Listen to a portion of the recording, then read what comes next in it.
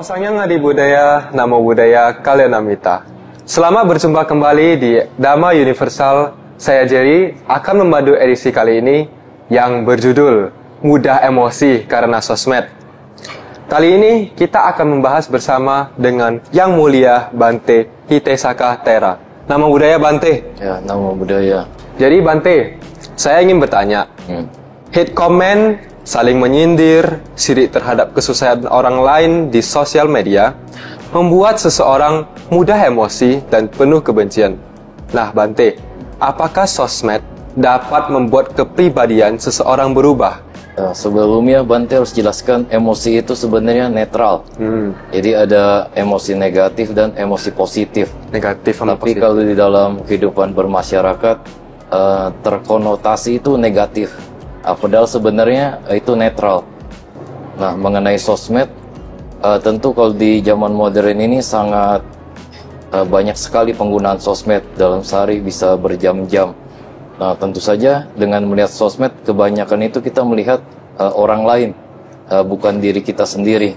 Nah, padahal yang ditampilkan di dalam sosmed itu kebanyakan mayoritas sudah diedit. Mungkin satu postingan foto itu bisa entah puluhan menit atau mungkin berjam-jam dia edit untuk bisa posting, apalagi kalau video. Nah, sebenarnya yang dimunculkan di sosmed kebanyakan itu tidak real.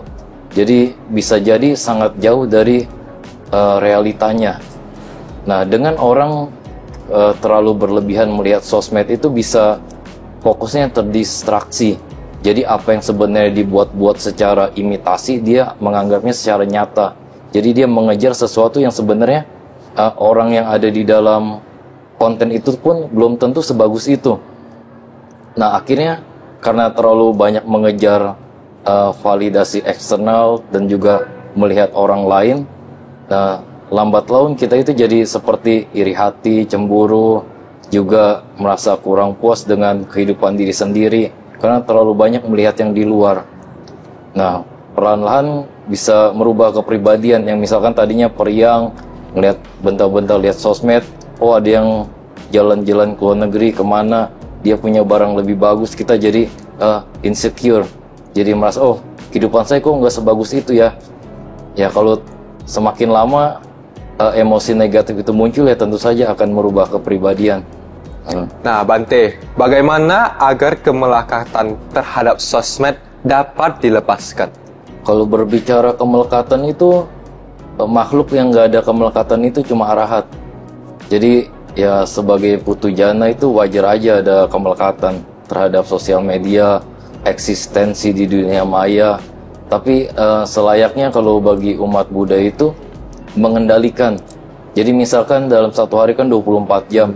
Misalkan kita bertekad itu hanya melihat sosmed, misalkan dalam kurun waktu jam 12 siang sampai jam 6 sore, selebihnya tidak lihat sosmed, atau jam 9 pagi sampai jam 3 sore. Pokoknya disesuaikan dengan kebutuhan masing-masing. Karena kan kita nggak tahu, mungkin aja ada sebagian orang itu memang pekerjaannya di situ, atau mungkin memang dia nyari makannya dari situ. Jadi who knows, kita nggak tahu seberapa urgent, seberapa kebutuhannya, seberapa signifikan di dalam sosmed itu. Ya, dengan cara mengendalikanlah dengan bijaksana. Anumodana Bante, semoga pembahasan kali ini dapat menyadarkan kita agar emosi di sosmed bisa dikurangkan dan jangan terlampau melekat. Jadi sampai sini aja. See you in the next episode hanya di Dhamma Universal. Dhamma tak lapuk oleh waktu.